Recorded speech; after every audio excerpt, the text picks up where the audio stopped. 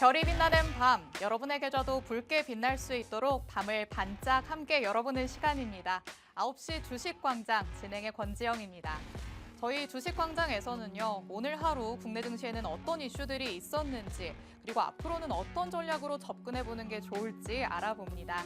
헤드라인 브리핑을 통해서 투데이 증시 이슈 팩트 체크에 들어가 보고요. 또 방송에서 빼놓을 수 없는 히든 종목에 대한 종목 밀착 취재도 준비되어 있습니다. 저희 방송 끝나는 50분 끝까지 함께 하시면서 주식광장에서만 만나볼 수 있는 많은 이야기들부터 또 대표님이 가져오시는 밀착 종목까지 다 받아가 보시면 좋을 것 같습니다.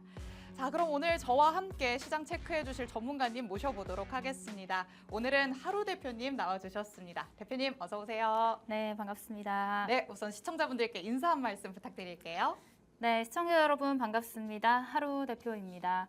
자, 오늘도 시장이 참 어려웠습니다. 오늘 제가 이 자리에 오기까지 굉장히 또 한편으로는 무거운 마음이 들었는데 참 이럴 거면 어제는 왜 그렇게 올렸는지 사람이 참 줬다 뺏는 게 더 나쁘잖아요. 그래서 여러모로 지금 힘든 분들이 굉장히 많으실 것 같은데 그렇다고 해서 우리가 가만히 있으면 안 되고 다음 주 시장을 또 대비를 해야겠죠. 다음 주 시장은 또 어떻게 우리가 준비를 해야지 될지 제가 오늘 방송 알차게 준비를 했으니까요. 막판까지 시청 끝까지 함께 해주시면 좋을 것 같습니다. 네, 대표님이 말씀해 주신 것처럼 정말 알차게 오늘 내용 준비해 왔습니다. 오늘 장을 되돌아보면서 다음 주 장을 좀 같이 좀 살펴보시면 좋을 것 같습니다. 우선 대표님, 저희가 이번에 처음 만나는 건데 그러게요. 시장 분위기가 뒷받침이 치열하죠. 되지를 않네요. 맞아요. 너무 무거운 마음으로 오셨다고 했는데 이 시장이 너무 파랗게 질려버려서 이게 하루 만에 거의 손바닥 뒤집듯이 그러니까요. 어제는 뭐 8월에 스타트가 좋았다라고 얘기를 했었는데 그 말이 무색할 정도로 그렇죠. 시장이 조금 분위기가 달라졌습니다. 맞습니다. 우선 바로 첫 번째 헤드라인 뉴욕 증시 얘기부터 같이 좀 나눠보도록 하겠습니다. 제조업이 위축됐고 또 고용 시장이 냉각됐습니다. 배드 뉴스가 굿 뉴스로 이어지는 현상이 계속돼서 왔었는데 이제는 진짜 악재로 작용하는 모습이거든요. 어젯밤 미국에서 ISM 7월 구매 관리자 지수 그리고 신규 실업수당 청구 건수가 발표가 됐습니다. 이 결과들이 다 경기가 좀 침체되고 있다라는 시그널을 보냈다고 봐야겠죠. 그렇죠. 지금까지는 사실 이제 매크로적인 이슈들을 보면 9월 금리 인하에 대한 기대감으로 지금 시장이 지금까지 올라와 줬다라고 할 수가 있는데 네. 이제는 파월도 사실상 이제 금리가 인하될 수 있다라는 것, 그다음에 물가가 잡히고 있다라는 것 굉장히 자신감 있게 얘기를 했지만 맞아요. 사실상 그 안에서는 어떻게 보면은 정말 미국 침체에 대한 위기, 우려감들이 더 확산되고 있었거든요. 네. 근데 그런 부분들이 이제 수면 위로 나오기 시작하면서 여태까지 이제 경기 침체, 미국이 이제 진짜 경기 침체의 길로 가는 것이 아니냐. 네. 이런 우려들이 나오면서 아무래도 시장에 굉장히 하방 압력을 가했다라고 네. 보실 수가 있을 것 같습니다. 이제는 시장에서 아니 9월에 금리 인하한다고 했다가 좋아했는데 그렇죠. 7월에 했어야 되는 거 아니냐라는 얘기들이 지금 나오고 있어요. 너무 늦은 맞습니다. 거 아니냐라는 생각이 좀 들기도 하는데 9월까지 이게 좀 경기가 너무 위태로울 것이다. 이렇게 또 봐야 되는 걸까요? 일단은 10년물 국채 금리 같은 경우도 4% 이하로 지금 내려가 있는 상황인데 아무래도 그 금리 인하에 대한 기대감보다는 최근에는 그 경기 침체 내러티브에 네. 대한 그 부분들, 우려감들이 더 크게 확산되고 있는 모습이라고 보시면 될 것 같아요.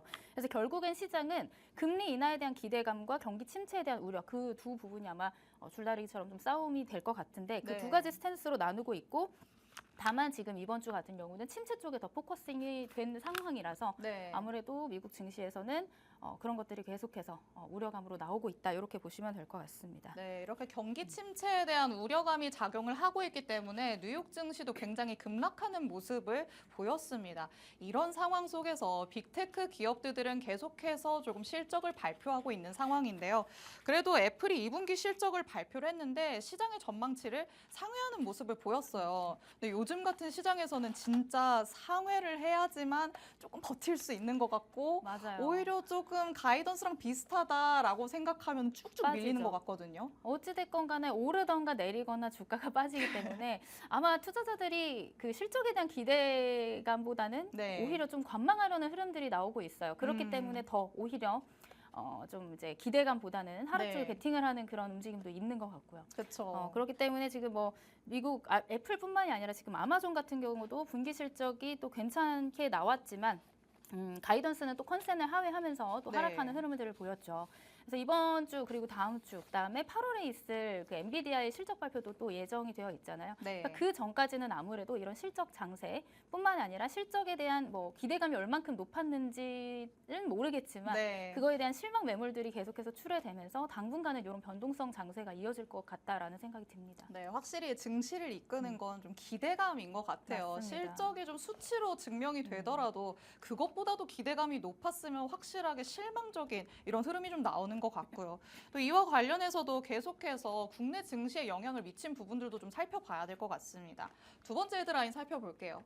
인텔이 어닝 쇼크에 감원까지 발표를 했습니다. 이 때문에 계속해서 시간의 거래에서는 20% 폭락하는 모습을 보였습니다. 2분기 매출이 예상치를 하회했습니다. 주당 순이익이 예상치를 또 크게 밑도는 모습을 보였기 때문에 이렇게 시간의 거래에서는 상당히 주가가 밀리는 모습을 보이고 있거든요.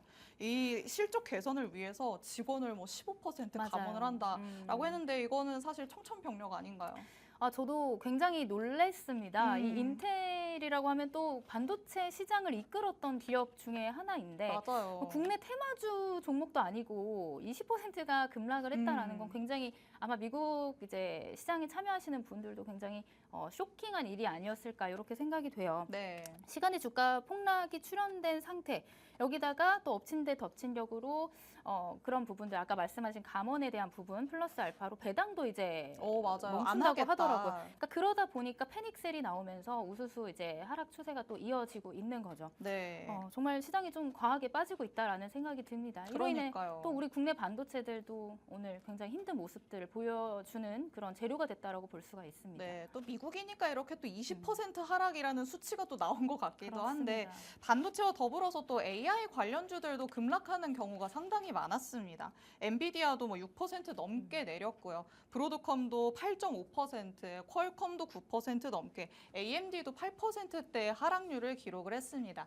사실 AI 같은 경우에는 계속해서 고점 우려가 나오고 있잖아요. 그래도 다시 올라가나라는 얘기를 어제 했었는데 또 결국에는 고점이 맞는 건가라는 생각이 들게끔 하는 것 같아요. 여전히 이제 고점 논란은 이제 올해 상반기부터 계속해서 네. 나오곤 있었는데 어떻게 보면은 사실 8월 달이 수급이 가장 약한 달이라고 보실 수가 있을 것 휴가 같아요. 기간 때문인가요? 휴가 기간도 있고 뭐 우리 국내뿐만이 아니라 이제 미국 글로벌 전체적으로 이제 8월 달 들면은 수급이 좀 약화가 되고 있다라고 생각이 드는데 거기에다가 이제 이미 좀 이제 엔비디아 같은 경우는 고점에 대한 부담이 있는 네. 그런 부분들이 있기 때문에 차익 실현 물량들도 굉장히 많이 음. 나오고 있는 것 같습니다. 이때를 아마 차익의 기회로 삼아서 또 그쵸. 실현하시는 분들이 굉장히 많기 때문에 하지만 이제 AI 고점 논란에 대한 내용들은 제가 생각했을 땐 그래요. 아직 이제 개화기이다 보니까 네. 당연히 실적을 발표를 했을 때 AI로 가는 투자금은 많을 수밖에 없는 구조일 수밖에 없거든요. 그렇죠. 이제 투자를 해야지 이제 그 AI 패권, 4차 산업혁명 시대를 주도할 수 있는 그 패권을 줄 수가 있기 때문에 점점 확장이 될 그렇죠. 테니까요. 이제 이거에 대한 노이즈 같은 경우들은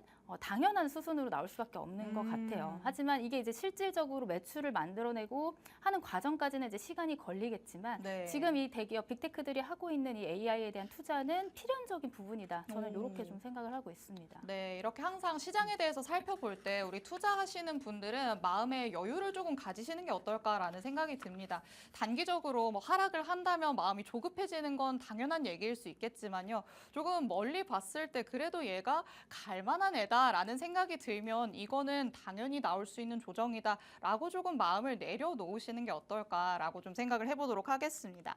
자, 그럼 세 번째 이슈도 헤드라인 통해서 살펴보도록 하겠습니다. 내려가는 게 있다면 또 이런 시장 안에서도 주목을 받는 것들이 당연히 있겠죠. 코로나19가 재유행하고요. 또 100일의 환자도 급증을 하면서 이제는 또 제약 바이오주들이 들썩들썩하는 모습 보이고 있습니다. 코로나19가 여름철을 맞아서 다시 유행하고 있습니다. 7월 첫 주에서 지난주까지 환자 수가 5배 이상 급증을 했다고 하고요. 또 100일의 환자 수도 15,000명을 돌파했다라는 소식들이 나오고 있습니다.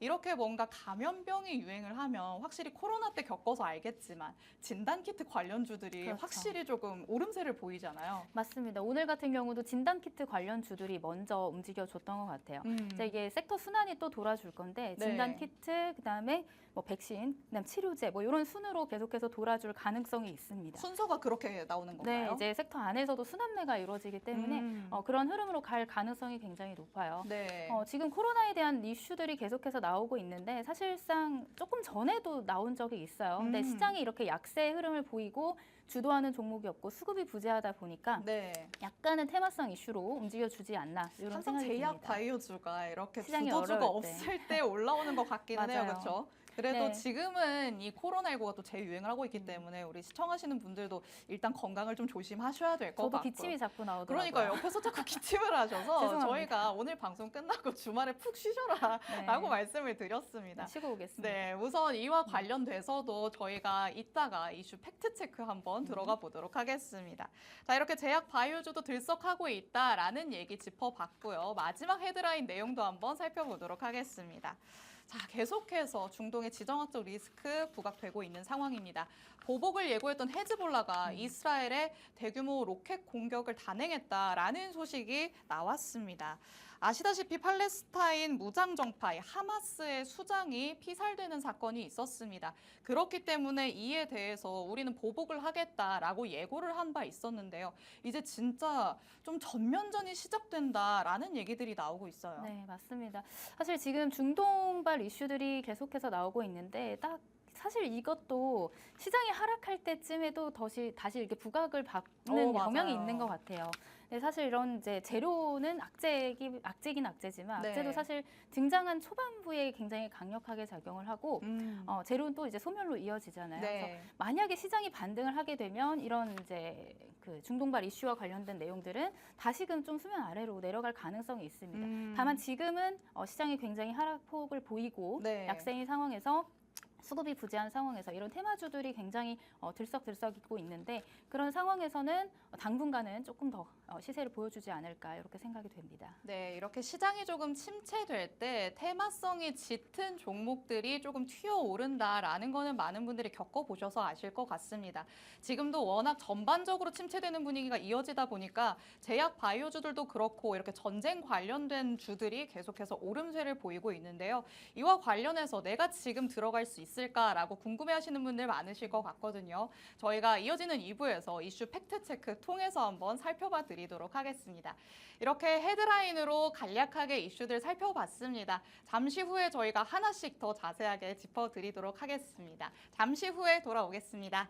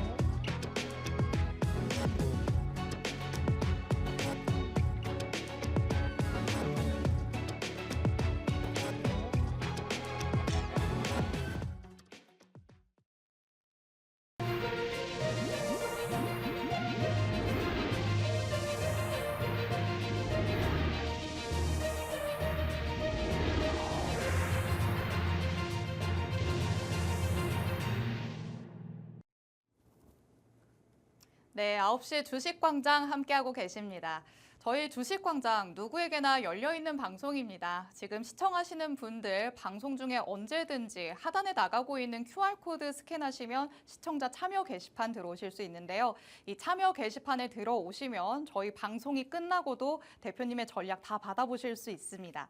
이 참여 게시판 안에서 대표님의 라이브 방송 링크도 받아보실 수 있는데요. 이 주식광장에서 만나보는 밀착 종목에 대한 자세한 전략부터 또 하루 대표님만의 전략이죠. 241선 돌파 그리고 눌림목 강의까지도 챙겨가실 수 있습니다. 이 모든 혜택들은 방송 중에 꼭 QR 스캔해서 참여 게시판 안에 들어오셔야 받으실 수 있으니까요.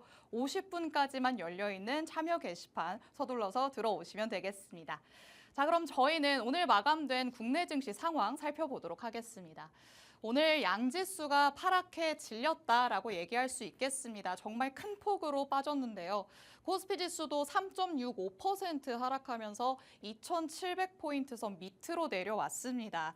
코스피가 이렇게 2,700선이 깨진 건 53일 만이었다고 합니다. 시가총액도 오늘 하루 만에 79조 원이 증발했다라고 하는데요.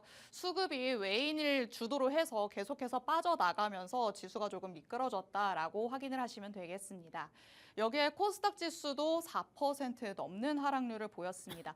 코스닥이 상대적으로 조금 더 빠졌기 때문에 체감이 굉장히 많이 빠졌다라고 느끼신 분들도 많으실 것 같습니다. 오늘 코스닥 지수 800선이 무너지면서 779선에서 오늘 장 마감했습니다. 오늘 장에서는 석유, 2차 전지 그리고 엔터주들만이 살아남았다라고 볼 수 있겠습니다. 이 한의의 피살로 지정학적 리스크가 부각되면서 석유 관련된 주들이 조금 오름세를 보였고요. 그리고 코스피 시총 20위권 종목 중에 LG 에너지 솔루션, 그리고 삼성 SDI, 포스코 퓨처엠 등 이렇게 2차 전지주들 3개만 오름세를 보였습니다. 여태까지 조금 많이 빠졌던 종목들이 오히려 이렇게 밀리는 시장에서는 조금 버티는 모양새였습니다. 이랬기 때문에 지금이 오히려 이런 종목들을 사야 할까라고 생각하시는 분들 많으실 것 같은데요. 오늘 시장 전반적인 분위기가 어땠는지 그 속에서 우리는 어떤 포인트들 짚어봐야 할지 대표님의 눈을 빌려서 한번 보도록 하겠습니다. 대표님, 오늘 시장 우리가 오프닝에서도 말을 했다시피 많이 질렸습니다. 이 부분을 우리 시청자분들도 조금 공포감으로 느끼신 분들도 많으실 것 같은데 어떻게 시장을 좀 바라봐야 될까요? 일단 오늘 시장을 바라보자면 사실 금융위기급의 어떤 공포감이 형성됐다라고 좀 생각이 됩니다. 근데 사실 실상을 열어놓고 보면 그 정도일까? 라는 의문점이 자꾸 들기 시작하거든요. 그도 그럴 것이 지금 3주, 4주 연속해서 계속해서 하락을 하다 보니까 지금 아쉬운 부분은 저점이 잡히지 않았다라는 점, 하지만 지금 충분히 우리가 과대 낙폭 구간은 맞다라는 점을 둘러봤을 때 다음 주 중으로는 어떤 이제 조금이라도 반등의 시그널이 나오면 우리는 또 그거를 기회로 삼고 또 투자를 할 수 있는 그런 준비를 해야 되지 않을까, 저는 이렇게 생각을 하고 있습니다. 자, 오번 시황을 체크를 먼저 해보도록 하겠습니다. 일단 빅테크의 영향을 굉장히 많이 받은 하루였다고 할 수가 있겠죠. 이제 미국에서부터 들어온 이 하락세가 굉장히 우리 그 증시에도 강한 영향을 끼쳤다, 이렇게 보시면 될 것 같아요. 나스닥 증시가 이제 2.3% 넘게 빠졌고 다우와 러셀도 마찬가지로 하락을 마감을 했습니다. 참 이럴 거면은 이제 수요일 달에 급등세는 왜 보여줬던 것이며 정말 이쪽 시장이 변동성이 어마어마하다라는 것을 또 한 번 느끼게 되는 그런 시장이 아니었나 싶어요. 그러다 보니까 이제 국내 증시뿐만이 아니라 오늘 국내 증시도 하락 종목이 2,500여 종목 중에 2,300여 종목 가까이 됐다. 이렇게 보실 수가 있는데 지금 국내 증시뿐만이 아니라 지금 가까운 이웃 나라인 일본이라든지 대만이라든지 홍콩의 항생, 그다음에 이제 중국 마찬가지로 아시아 증시 전반적인 좀 어떤 패닉셀의 흐름을 보여줬다라고 보시면 될 것 같아요. 자, 여기다가 이제 지정학적인 긴장감들이 이제 같이 나오기 시작하면서 시장에는 당연히 이런 불안감과 공포감에 휩싸여서 수급이 들어올래야 들어올 수가 없는 상황이 마련됐다. 이렇게 좀 정리를 해보시면 될 것 같습니다. 오늘 하루는 굉장히 여러분들 힘들게 느끼셨을 만한 게 당연하고 오늘 시장을 발판으로 해서 이제 다음 주쯤에는 과대 낙폭에 대한 좀 반등을 좀 기대를 해보자. 이렇게 좀 정리를 해보도록 하겠습니다. 네, 대표님이 말씀해주신 것처럼 뭔가 줬다 뺏긴 듯한 느낌이 드는 하루였습니다. 어제 굉장히 좋았기 때문에 하루 만에 어떻게 이렇게 시장 분위기가 달라질 수 있나라고 생각하신 분들도 많으실 것 같은데요. 대표님의 말씀처럼 다음 주에는 조금 이걸 기회로 삼아서 오히려 반등을 할 수 있는 그런 여지를 조금 남겨줬으면 좋겠다라는 생각이 듭니다. 자, 그럼 헤드라인 통해서 만나봤던 투데이 증시 이슈들 하나씩 팩트체크 들어가 보도록 하겠습니다. 자, 우선 두 번째 헤드라인으로 만나봤었던 내용이었죠. 인텔에 관련된 내용 짚어봤었습니다. 사실 대표님, 이 인텔과 같은 걸 생각을 하면 조금 억울하다라는 생각이 듭니다. 이게 반도체들이 국내 증시에서의 흐름은 뉴욕 증시가 좋을 때는 흐름을 못 봤다가 오히려 밀릴 때는 이 영향을 너무 많이 받는 것 같은 느낌이 들거든요. 이거 어떻게 봐야 되죠? 이게 뭐 우리나라 증시에 어쩔 수 없는 숙명인 것 같습니다. 오를 땐 같이 못 오르고 네. 빠질 때는 또 이제 왜 그랬냐는 듯이 같이 빠지는 그러니까요. 그런 상황이 나오다 보니까 아무래도 이제 뭐 인텔을 오늘 살펴봤지만 인텔뿐만이 아니라 지금 반도체 전반적인 AI 산업에 대한 그 이제 물음표가 자꾸 있는 거예요. 그러다 보니까 사람들이 이제 투자 심리가 얼어붙을 수밖에 없는 그런 재료들이 계속해서 나오고 있다라고 보시면 돼요. 자, 미증시에서부터 이제 인텔뿐만이 아니라 뭐 퀄컴이라든지 엔비디아, 기타 등등 반도체 섹터들이 전반적으로 약세를 보이다 보니까 어떻게 오늘 삼성전자라든지 SK하이닉스라든지 이번 주 내리 빠졌지만 오늘 또 한 번 다시 또 이제 저점을 확인하는 그런 과정에 있었다라고 보실 수가 있겠습니다. 이게 두 종목을 보면 여기가 바닥일까라고 생각을 했었는데 또 내려가고 또 내려가고 지금 그렇습니다. 투자자분들께서는 거의 지하실을 뚫고 내려가고 있다 이렇게 보거든요. 언제까지 맞아요. 우리가 이런 흐름을 조금 계속 지켜봐야 되는 걸까요?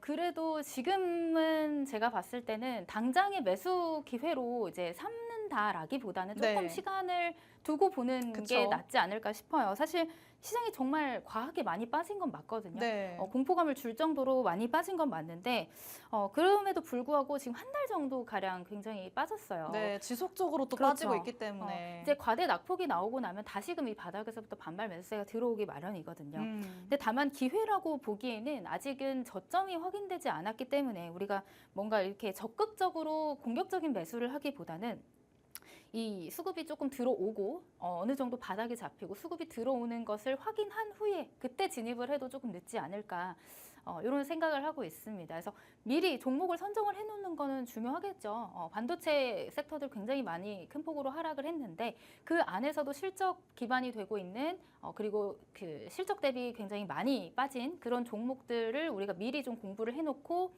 체크를 해놓는다면 그 반등장에서 또 가장 먼저 매수를 해놓고 우리가 기다리는 그런 그래서 수익을 또 볼 수 있는 그런 시장을 또 기대를 해볼 수 있지 않을까 생각이 됩니다. 제가 오늘 뒤쪽에서 또 밀착 종목으로 반도체 종목 한 종목 가지고 왔거든요. 잠시 후에 또 공개를 해드리도록 하겠습니다.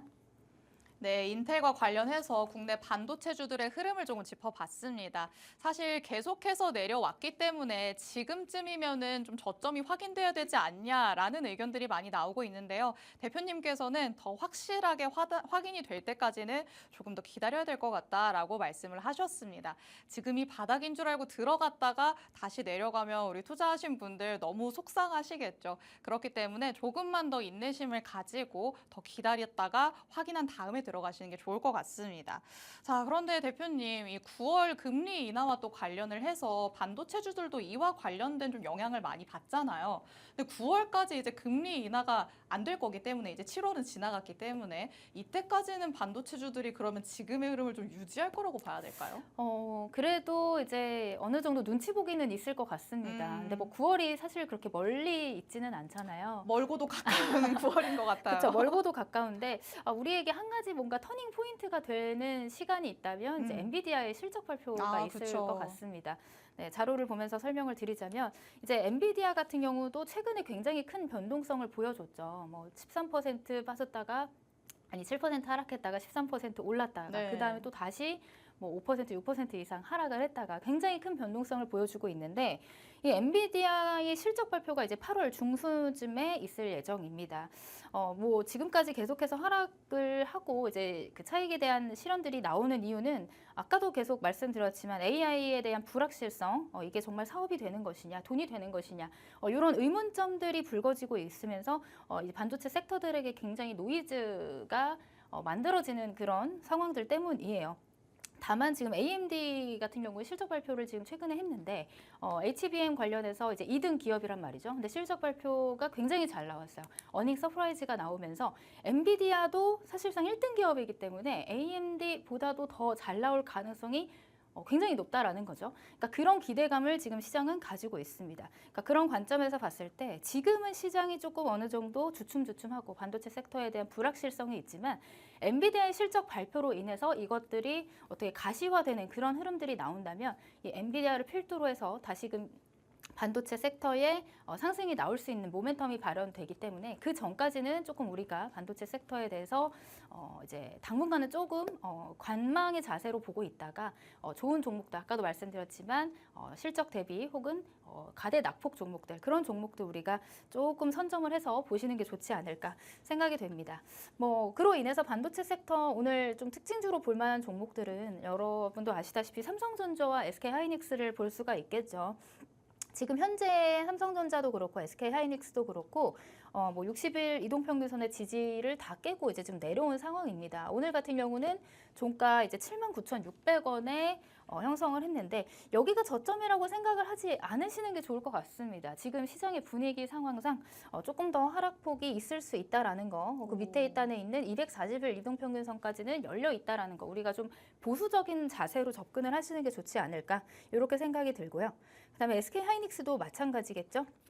자, 장기 이동평균선 120일 이동평균선에서 지지를 받다가 이제 어제와 오늘 굉장히 또 큰 폭으로 하락을 하면서 17만 3천 원대까지 또 하락폭을 키웠습니다. 마찬가지로 아랫단에 조금 더 열려 있는 부분들이 있기 때문에 우리가 8월 엔비디아 실적 발표 이전까지는 조금 더 관망하는 흐름으로 체크를 해보자 이렇게 설명을 드려보도록 하겠습니다. 네, 이렇게 반도체 관련된 이야기 살펴봤습니다. AMD가 호실적을 발표했던 것처럼 엔비디아도 그렇지 않을까라고 시장은 그래도 어느 정도 기대를 하고 있는 상황입니다. 그렇기 때문에 엔비디아의 실적 발표가 지금 8월 중순에 예정이 되어 있죠. 반도체의 흐름이 뭐 9월 금리 인하가 단행되기까지는 지지부진할 수 있다 이런 전망들도 있지만 그래도 그 속에서 터닝 포인트를 찾아보자면 이 엔비디아의 실적 발표가 되는 8월 중순이 되지 않을까라고 대표님 님께서는 예상을 하고 있으십니다. 그와 관련해서 또 삼성전자, SK하이닉스, 우리 국내 증시에서의 반도체 대장주들의 흐름도 한번 살펴봤는데요. 지금이 바닥이라고 생각하는 건 적절하지 않을 것 같다라고도 말씀해 주셨습니다. 조금 보수적인 시각에서 봤을 때 장기 이평선까지는 밑으로 하단이 아직 열려 있다라고 봐야 할 것 같다라고 말씀을 하셨으니까요. 이런 보수적인 접근도 여러분이 좀 해보시면 좋을 것 같습니다. 이렇게 반도체와 관련해서 대표님의 밀착 종목도 준비가 되어 있습니다. 이 밀착 종목 저희가 오늘 방송에서 설명을 해드리지만 정확한 종목명부터 자세한 전략까지는 시청자 참여 게시판에 들어오셔야 받아보실 수 있습니다. 저희 주식광장 누구에게나 열려있는 방송이다라고 제가 계속해서 말씀드리고 있습니다. 방송 중에 언제든지 하단에 나가고 있는 QR코드 스캔하시면 참여 게시판 안으로 들어오실 수 있는데요. 이 참여 게시판 안으로 들어오셔야지만 방송이 끝나고 진행되는 대표님의 라이브 방송 링크 받아보실 수 있고요. 그리고 대표님의 전략인 241선 돌파 그리고 눌림목 강의까지도 받아볼 수 있습니다. 50분까지만 문 열려 있으니까요. 언제든지 QR 스캔해서 들어오시기 바랍니다. 자, 그럼 이렇게 대표님의 전략 만나볼 수 있는 밀착 종목 이제는 같이 밀착 취재에 들어가 봐야 할 것 같습니다. 대표님, 네. 반도체 참 흐름 안 좋다는 건 다들 알고는 있지만 그쵸. 사람의 마음이라는 게 혹시나 그 안에서도 내가 옥석 가리기를 해서 조금 가져갈 수 있는 게 있지 않을까 생각하시는 분들도 많으실 것 같거든요. 그렇습니다. 그런 종목이 바로 오늘의 밀착 종목일까요? 네, 오늘 이제 반도체 섹터를 준비를 하면서 참 고민을 많이 했던 것 같아요. 사실 이제 반도체에 대한 지금 시장의 분위기가 조금은 어려운 상황이지만 그래도 반도체가 가지 않을 것이냐라고 물어보시면 저는 그건 또 아니라고 말씀을 드릴 수가 있을 것 같거든요. 그런 관점에서 봤을 때 우리가 오히려 아직 이제 저점에서 매수할 수 있는 그런 종목, 오늘 밀착 종목으로 한 종목 포착을 해왔으니까 지금부터 설명 들어보시면 될 것 같습니다. 자, 오늘 밀착 종목 반도체 섹터에서 가지고 온 종목은요. 힌트를 좀 드려보도록 할게요. 자, 삼성전자향 반도체 장비 기업입니다. 자, 지금까지 사실 SK 하이닉스가 상반기 반도체 시장을 주도했다라고 여러분들 생각하고 계시죠. 아마 시장 투자자들, 참여자들 모두 다 그렇게 생각을 하실 것 같은데 반면에 삼성전자는 엔비디아가 오른 만큼, SK 하이닉스가 오른 만큼 가주지 못했던 부분들이 사실입니다. 거기다가 이제 삼성전자향 밸류체인인 기업들도 역시나 마찬가지로 다른 반도체, SK 하이닉스향 밸류체인 기업들이 주가를 올리고 있을 때 따라서 가주지 못했던 그런 흐름을 보였습니다. 반면에 이제 삼성전자 같은 경우는 이제 하반기에 기대되는 부분들이 더 있어요. 이제 엔비디아에 대한 HBM3 납품에 대한 기대감, 이게 가장 큰 부분이겠고, 자, 그걸로 인해서 뭐 CXL 관련 주들이라든지 아니면 삼성전자향 반도체 소부장 종목들이라든지 이제 밸류체인과 관련된 종목들도 다 같이 이제 하반기에는 조금씩 삼성전자와 같이 흐름을 함께할 가능성이 있다라고 보고 있습니다. 그래서 제가 지금 오늘 소개해드릴 이 밀착 종목 같은 경우는 삼성전자향 반도체 장비 기업의 대표적인 기업 중에 하나다라고 보시면 될 것 같고, 사실 2분기 실적 발표가 됐는데 생각보다 굉장히 양호한 그 실적이 나왔어요. 거기다가 이제 뭐 삼성전자향이지만 이제 SK 하이닉스에도 D램 공장에 이 장비를 납품을 하고 있고, 지금 7분기 만에 영업 흑자에 대한 기대감이 나오고 있습니다. 그래서 아까도 말씀드렸다시피 지금 실적 대비 과대하게 낙폭을 보인 그런 종목들 중에서 우리가 좀 미리 좀 선점을 해서 지켜보고 있자, 이렇게 설명을 드렸잖아요. 그 맥락에 딱 맞는 종목이지 않을까, 이렇게 생각을 하고 있습니다.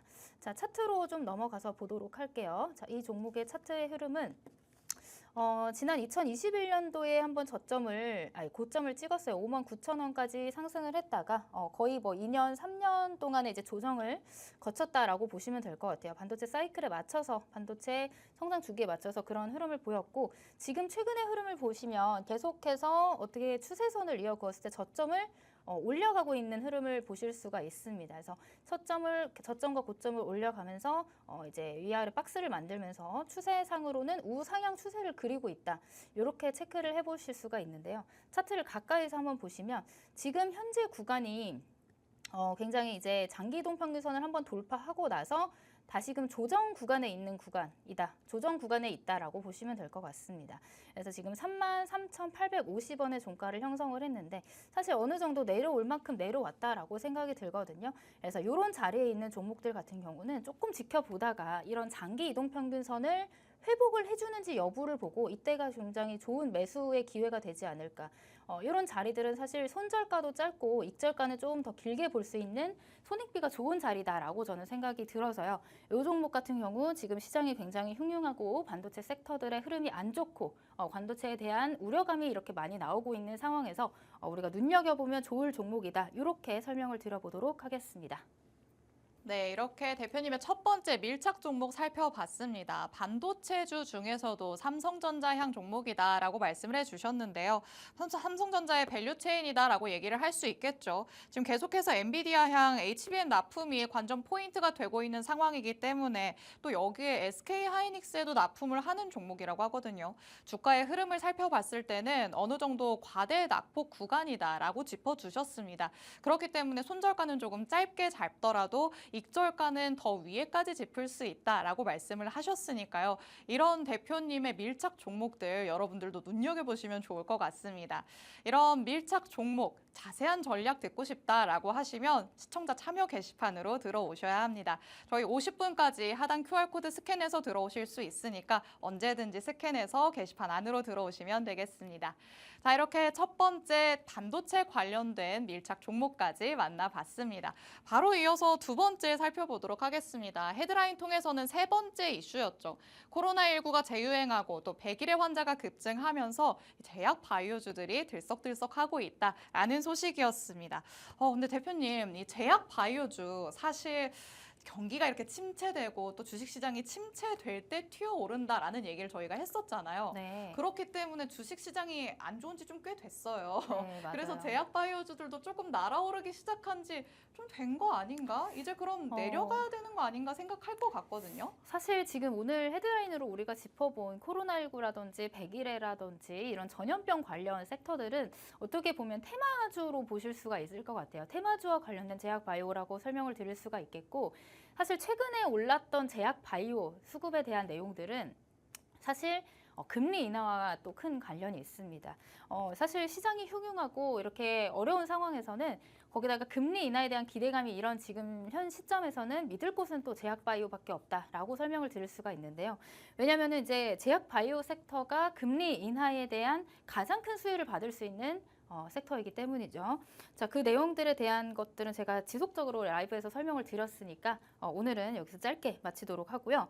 그뿐만이 아니라 지금 미국의 생물보안법 강화라든지 아니면 트럼프 당선 수혜 뭐 이런 이제 미국의 대선과 관련된 내용들과 덧붙여서 제약바이오 섹터들에게 훈풍이 될 만한 재료들은 계속해서 나오고 있습니다. 이제 뭐 트럼프 전 대통령도 계속해서 약값 인하에 대한 내용들을 얘기를 하고 있고, 뭐 중국 시장을 견제하기 위해서 미국의 생물보안법을 강화하겠다 이런 내용들이 민주당이든 공화당이든 양 당에서 계속해서 나오고 있기 때문에 사실 이 제약 바이오 섹터에 대한 기대감 그리고 금리 인하에 대한 기대감 같이 맞물려서 11월 대선 이전까지 계속해서 나오지 않을까 이런 생각이 들어요. 거기다 9월 달에는 ESMO라는 굉장히 미국의 큰 학회가 있습니다. 그런 큰 학회를 앞두고 있는 만큼 제약 바이오 섹터들이 올해 상반기 중반부터 계속해서 상승세를 이어갔는데 하반기에도 굉장히 좋은 모멘텀 이어가지 않을까 저는 그렇게 긍정적으로 생각을 하고 있습니다. 네, 제약바이오주들이 보통 테마성을 띠고 있기는 하지만 지금 시장의 분위기 그리고 또 금리 인하와 관련돼서도 재료로 삼을 만하다라고 말씀을 해주셨습니다. 그렇기 때문에 오히려 11월 대선까지는 계속해서 좋은 흐름을 보일 가능성이 있다라고 말씀을 하셨는데요.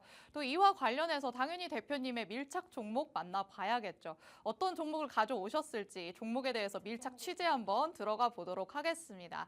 대표님, 이 제약바이오주들 사실 뛰는 종목들은 찾으려면 정말 많을 것 같아요. 네. 근데 그 중에서도 우리가 어떤 쪽으로 접근을 하는 게 좋을까요? 일단 제약바이오 섹터 중에서 특징주 같은 것들을 보면은 굉장히 대형주 중에서도 가는 애들이 굉장히 잘 가는 경향이 맞아요. 있어요. 최근에 보면은 뭐 알테오젠이라든지 리가켄바이오라든지 이런 종목들이 굉장히 큰 상승세를 보이고 있거든요. 알테오젠 차트를 보시면 사실 작년 초만 해도 31,950원 하던 종목이 지금 이제 어제였죠. 7월 31일. 시장이 안 좋은데도 불구하고 어제가 아니라 어제 그저께네요. 굉장히 안 좋은데도 불구하고 지금 얼마입니까? 굉장히 큰 폭으로 상승을 해서 32만 8천 원의 종가를 형성을 했습니다. 최고점을 찍었습니다. 자, 이런 것들을 봤을 때 이제 금리 인하에 대한 기대감 플러스 알파로 지금 시장이 어려운 상황인데도 불구하고 정확한 모멘텀과 실적을 가지고 움직이는 종목들은 이 제약바이오 섹터 안에 있다. 저는 이렇게 보고 있습니다. 그래서 알테오젠 같은 경우도 앞으로 여기서 조금 더 모멘텀이 나올 만한 것들이 있고 플러스 알파로 리가켄바이오도 마찬가지인 것 같아요. 제가 앞서서 말씀드렸다시피 지금 대형주들 그리고 가는 종목들이 더 잘 가고 있다라고 했는데 알테오젠만큼은 아니지만 그래도 꾸준하게 상승세를 보이고 있는 종목이 또 리가켄바이오 31,200원 작년 7월 달에 31,200원 하던 주가가 1년 만에 지금 다시 93,900원 최고가를 형성을 했다. 이렇게 보시면 될 것 같습니다. 지금 뭐 리가켄바이오도 마찬가지로 뭐 다수의 빅파마 기업들과 기술 이전과 관련된 내용들이 지속해서 나오고 있고 이중항체, ADC 파이프라인에 대한 임상 기대감이 계속해서 나오고 있는 만큼 앞으로도 쭉 꾸준하게 상승할 수 있는 모멘텀은 충분히 있다. 저는 이렇게 생각을 하고 있고요. 이렇게 앞서서 그 알테오젠이라든지 리가켄바이오만큼이나 또 이제 대형주 안에서도 제가 또 갈 수 있는 좋은 모멘텀을 가지고 있는 종목, 오늘 밀착 종목으로 한 종목 가지고 왔습니다. 자, 오늘의 밀착 종목 힌트를 좀 드려보자면 렉라자 FDA 승인에 대한 기대감이 있습니다. 8월에 승인에 대한 기대감이 있기 때문에 아주 강한 모멘텀으로 작용할 가능성이 있고요. 또 힌트를 드리자면 장기 지속형 비만 치료제를 개발하고 있는 그런 기업이다. 이렇게 좀 보시면 될 것 같아요. 혹시 힌트를 더 많이 드리면 여러분들이 너무 금방 알아채실 것 같아서. 바로 알아챌 만한 종목일까요? 그럴 것 같아요. 여기까지만 해도 아마 아시는 분들은 아실 것 같아서 힌트는 이 정도로 줄이도록 하고요. 이 종목에 대한 조금 더 자세한 차트적인 부분을 보자면 사실 이 종목도 굉장히 이제 중장기적으로 봤을 땐 큰 폭으로 상승을 했지만 아직까지 이제 제대로 된 더 이제 알테오젠이나 우리가 알고 있는 그런 빅파마와 연관된 내용들이 있는 기업들만큼의 상승폭은 보여주지 못했다. 그 말은 즉슨 아직도 올라갈 수 있는 상승폭이 남아있다. 저는 이렇게 보고 있습니다. 그래서 지금 93,300원쯤의 종가를 형성을 했지만 이게 이제 저점을 더 깨주지 않는다면 여기서 이제 조정을 받아도 한 85,000원까지 조정을 받는다고 하더라도 좀 모아가는 관점에서 홀딩하고 계시면 이제 하반기에 남은 금리 인하에 대한 기대감과 대선과 관련된 모멘텀들 붙어주면서 그다음에 8월에 또 FDA 승인과 관련된 모멘텀 붙어주면서 추가적인 상승 나올 수 있는 그런 종목이다. 이렇게 보시면 될 것 같습니다. 자, 이 종목 같은 경우는 궁금하신 분들 있으실 것 같은데 제가 이 자리에선 설명을 못 드리니까 잠시 후 11시에 있는 라이브 방송 통해서 이 방송에서 나왔던 종목들 정확한 종목명과 전략까지 받아보시면 좋을 것 같습니다. 네, 이렇게 제약 바이오주의 흐름부터 살펴봤습니다. 가는 놈이 가는 장세다라고 말씀을 해주셨는데 그 가는 놈 중에 하나가 바로 오늘의 밀착 종목이 될 수도 있을 것 같습니다. 하지만 더 튀어오른 종목 대비 아직까지는 상승폭이 그 정도는 아니다라고 말씀을 해주시거든요. 그렇기 때문에 오히려 앞으로 더 갈 수 있는 여력이 남아있지 않을까 싶습니다. 이런 밀착 종목 궁금하신 분들 방송 끝나기 전에 꼭 하단 QR코드 스캔해서 시청자 참여 게시판으로 들어오셔야 됩니다. 이제 방송 끝나기까지 시간이 얼마 남지 않았으니까요. 서둘러서 QR 스캔해서 들어와 주시고요. 저희는 잠시 후에 다시 돌아와서 나머지 이슈 체크해 보도록 하겠습니다.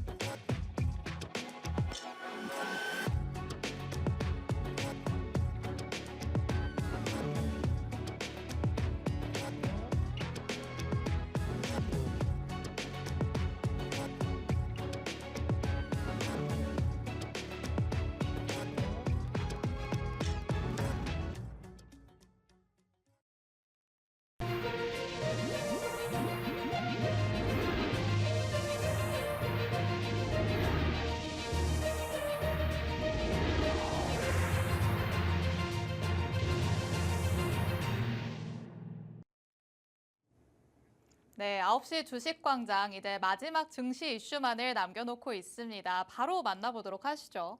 마지막 증시 이슈 헤드라인 통해서 살펴봤던 전쟁 관련된 얘기였습니다. 계속해서 이제는 전면전으로 이어지고 있는 상황이기 때문에 이와 관련된 또 종목들 놓치기 싫다라고 하시는 분들도 많으실 것 같은데요. 대표님과 한번 얘기를 나눠보도록 하겠습니다. 대표님, 사실 이렇게 전쟁이 심화된다는 건 이게 장기적으로 봤을 때는 증시에도 안 좋을 것 같기는 하거든요. 전반적으로 침체가 될 것 같은데 이 속에서 그러면 조금 테마성이 짙은 부분을 우리가 봐야 되는 걸까요? 테마성이 짙은 부분을 단기적으로 보신다면 보셔도 좋을 것 같습니다만 네. 어떻게 보면 추격 매매가 될 가능성이 굉장히 그렇죠. 높습니다. 위험성도 너무 클 것 같아요. 그래서 어느 종목 어떤 섹터가 있는지 정도만 우리가 좀 살펴보고 그 안에 섹터 순환매들이 일어나고 있다라는 거 정도만 우리가 체크를 해보면 되지 않을까 싶어요. 일단 지금 전쟁에 대한 그 공포심, 그다음에 우려감으로 인해서 가장 먼저 또 튀어주는 섹터가 유가입니다. 유가 관련 종목들이 움직여주고 그다음에 유가가 움직여주고 나서 그다음에는 해운 관련주들이 움직여주죠. 그다음에 방산, 우리가 또 방위비에 대한 내용들이 나오면서 방산 관련주들 움직여주고 이제 뭐 물길이 막히고 해상 운임이 막히고 이러다 보면은 이제 식료품 조달과 그다음에 사료, 곡물 이런 것들의 조달에 대한 우려감들이 나오면서 사료, 곡물 관련 종목들이 올라가는 그런 섹터 순환매, 테마 순환매가 이루어지고 있습니다. 그럼 그 테마 네 가지 말씀하신 건 그 순서대로 혹시 순환이 된다라고 봐야 되는 걸까요? 지금 시장에서 그 순서대로 움직여주고 있습니다. 보통이 그렇다라는 건 그렇습니다. 아니라 네. 이번 시장에서 그렇다라는 네, 것이죠. 이번 시장에서 그랬고 지난 시장에도 사실 그 경향을 보였기 때문에 아마 그런 학습 효과로 인해서 이번 시장에서도 그런 섹터 순환매가 순서대로 이루어지지 않나 그럼 싶어요. 어느 정도 약간 예측이 좀 가능해지는 상황이네요. 그렇습니다. 일단은 이제 유가 관련 종목들이 먼저 움직여줬죠. 전쟁, 이제 하마스의 수장 최고 지도자가 이제 사망했다라는 소식이 들면서 가장 먼저 움직여줬던 게 이 한국석유라든지 흥구석유가 같은 이제 석유 관련 종목들이 강한 흐름으로 상승을 해줬습니다. 뭐 거의 상한가 바로 직행을 했다가 뭐 꼬리를 조금 달고 내려오긴 했지만 그로부터 한 이틀 연속으로 해서 계속 시세를 보여주는 흐름들을 보였습니다. 근데 차트를 보시면 사실 이때가 계속해서 중동에 대한 전쟁, 중동 전쟁에 대한 내용들이 나왔을 때 이렇게 급등을 하는 양상을 보였거든요.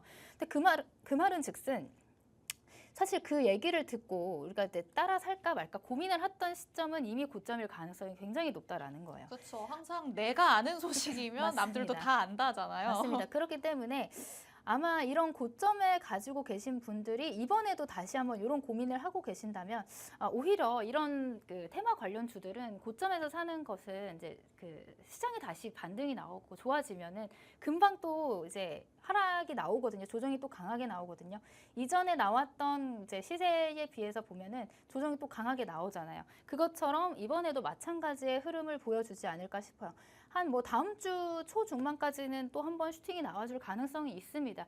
그런 단기 트레이딩성 관점에서 여러분들이 공략을 하신다면 유가 관련주도 뭐 단기적으로 보셔도 될 것 같다라고 하지만 그런 게 아니다. 나는 좀 스윙으로 좀 진득하게 보고 좀 유지를 할 수 있는 그런 종목들 그리고 수익도 여유롭게 보고 싶은 종목을 나는 원한다 하시는 분들은 이런 종목을 하시기보다는 제가 오늘 준비한 밀착 종목을 함께 공략을 해보시는 게 어떨까 이런 생각이 듭니다.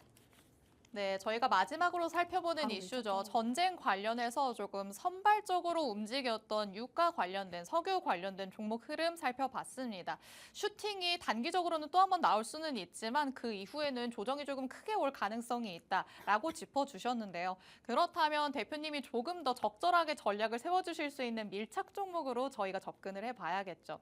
대표님, 이 안에서도 그렇다면 조금 이 밀착 종목도 단기적으로 봐야 되는 걸지 어디까지 보고 계시는 걸까요? 네, 제가 오늘 준비한 밀착 종목은 아까 말씀드렸다시피 유가, 그다음에 해운, 방산, 식료품 안에 섹터 순환매가 돌아준다고 했잖아요.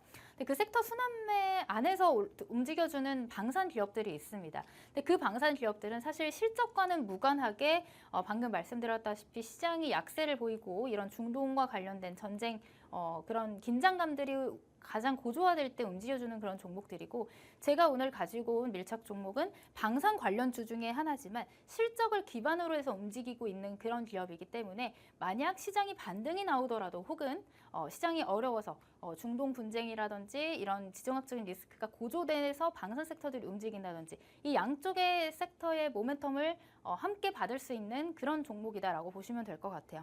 그래서 힌트를 좀 드리자면 철도를 만드는 그 사업을 하고 있고 그 다음에 전차와 이제 뭐 방산 무기들이죠. 무인 무기 체계 등을 만드는 방위업체로 분류가 되는 그런 기업입니다. 그리고 이 기업의 가장 특징적인 부분은 계속해서 호실적 모멘텀이 지속되고 있다라는 점이 가장 큰 특징일 수 있겠습니다. 자, 이렇게 설명드리면 사실 제가 엄청난 힌트를 드린 거거든요. 이 밀착 종목에 대한 힌트. 제가 굉장히 큰 힌트를 드렸다고 생각을 하는데 아마 맞추시는 분들은 맞추실 것 같아요. 우리 앵커님께서 고개를 끄덕끄덕 하시는데 자, 차트를 통해서 이제 힌트를 조금 더 살펴보도록 하겠습니다. 자, 이 종목 같은 경우는 지금 계속해서 신고가를 만들어가고 있죠. 2023년도에 만들어놨던 고점을 이제 올해 4월 달에 다시 한번 돌파를 해주면서 그 추세가 계속해서 이어지고 있다라고 보시면 될 것 같습니다. 자, 지금 뭐 시장에 의한 하락에 조금 조정이 나온 상태지만 오히려 이렇게 오늘같이 조금 조정이 나왔을 때는 매수의 기회로 삼는 게 좋지 않을까 생각이 되는 이 방산 업체 실적도 기대되는 부분들이 있고 우리가 어려운 시장에서 함께 모아갈 만한 종목이니까요. 궁금하신 분들은 저와 함께하는 시청자 참여 게시판 참여하셔서 오늘 밤 11시에 있는 라이브까지도 참여해 주시면 공개해드리도록 하겠습니다. 네, 테마성을 띠는 섹터 안에서 순환매가 돌면서 나오는 이 슈팅이 나오는 방산주들 같은 경우에는 실적과 무관한 경우들도 있다라고 말씀해 주셨습니다. 하지만 대표님께서 이렇게 리스크가 있는 종목을 가져오지 않으셨겠죠. 오늘 만나본 우리의 밀착 종목은요. 실적까지도 뒷받침이 되면서 테마성까지도 호재로 좀 작용이 될 수 있을 만한 종목이다라고 짚어주셨습니다.